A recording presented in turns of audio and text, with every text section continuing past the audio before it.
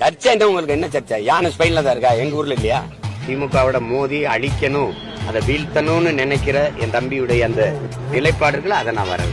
தம்பி மாதிரி ஒரு புகழ்பெற்ற ஒரு கலைஞன் வரும்போது பொது வெளியில அவருக்கு பாதுகாப்பு தேவைப்படுதுன்னா கொடுக்கலாம். அவர் அளவுக்கு இன்னைக்கு நடன அசைவுகளை வெளிக்கொண்டு வந்து வீழ்த்துற அளவு காட்டுறதுக்கு இந்தியாவிலே நடிக முடியாது.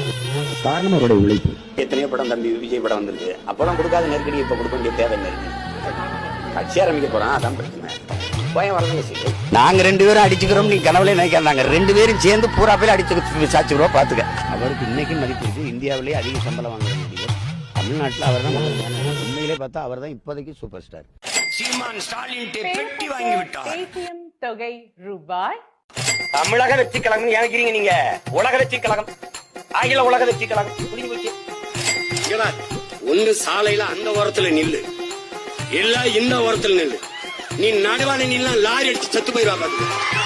கொண்ட கொள்கைக்கு லட்சியத்திற்கு எதிராக பெத்த தாய் தந்தரை வந்தாலும் நமக்கு எதிரிதான். இங்கே போர். லட்சிய கூட்டத்திற்கும் ரசிகர் கூட்டத்திற்கும் இடையே போர். கட்சி ஆரம்பிச்சு ஒண்ணுமே இல்ல. இசத்து பிரிவு ஓய்வு செத்து பிரிவு பாதுகாப்பு. என்னடா உங்க கொள்கை அப்படின்னு கேட்டா, தளபதி தளபதி தளபதி. இப்படி கட்டாதியடா, அப்படி கட்டாதி எனக்கு கேட்கும்போது தளவிதி தளவிதின்னு கேக்குது. எதுக்குடா வந்திய டிவிக்க டிவிக்க டிவிக்க டிவிக்க? டேய், டிவிக்க வாடா விளம்பரம் எந்திரிக்க.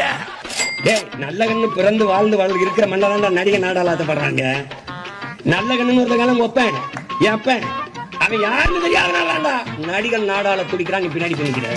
எம்ஜிஆர் யாருன்னு தெரியுமா? எங்க அண்ணன் விஜயகாந்த் தெரியும். ஆனா நீ அவர் இருக்கும்போது அவருடைய கட்சிக்கு ஆதரவா பேசுனதோ, அவரை போய் பார்த்ததோ இல்ல. அணி ஏன் அங்கிள் கத்துது? அது அங்கிள் அங்கிள் தானே கத்தணும். போன மாநாட்டில் சிஎம் சாரா இருந்தது, இந்த மாநாட்டில் புலிகள் நுழைந்தவுடனே ஒரு அணில் கூட கண்ணில் படவில்லை.